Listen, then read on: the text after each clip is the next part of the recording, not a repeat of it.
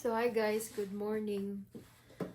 So, ato ang, ito, bubuksan natin to. Pinadala to ng kapatid ko noong January 2, 2025 from Tagum City, Philippines. And then, dumating siya dito sa Canada ngayon lang araw na ito.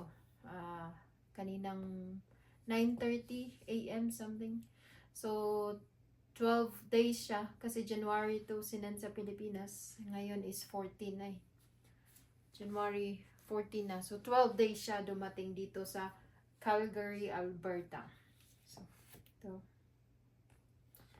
Kabalo mo, magkano ang pamasahe nito ngayon? 3,948. Ito, pamasahe ng documents na ito. So, from Tagum City to Calgary, Canada, ano siya? 3,948 ang pamasahe nito. So, ngayon, bubuksan natin anong laman. Char. Anong laman nito, guys?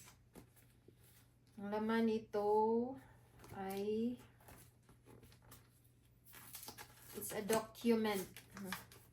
Yung pinakuha ko sa kapatid ko na na card, license, driver's license card, and driver's license certification. So, ito yung license card ko na talaga.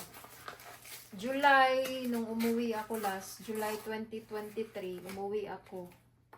Nag-renew ako. Tapos, nag-renew ako ng license card. Tapos, wala kasi silang card at that time. So, binigyan ako parang temporary na papel na lisensya siya, but papel. So, hindi pa siya card. So, ngayon, nandito na.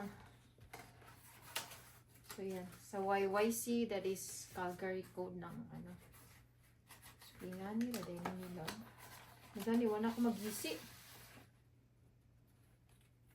So, daara ang certification ako. So, this is the certification.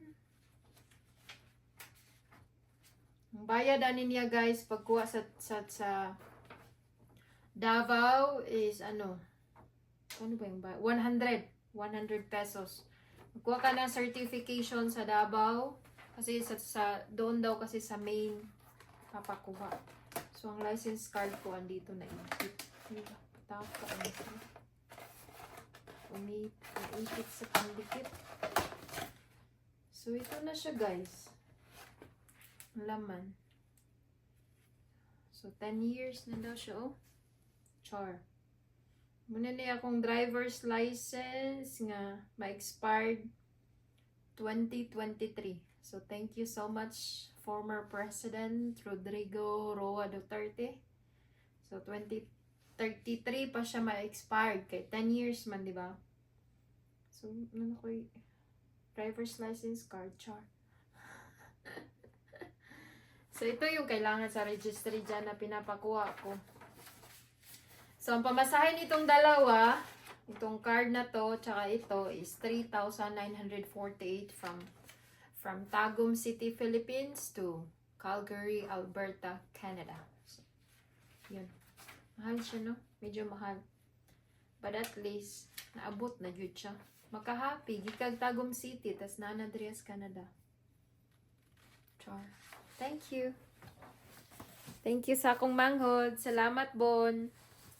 Ako manghod nagkuha ni. Siya akong gawa ko ng authorization letter, sinend ko yung requirements ko sa kanya, and then she processed it by herself, and then ito na siya ngayon. My license card and certification paper.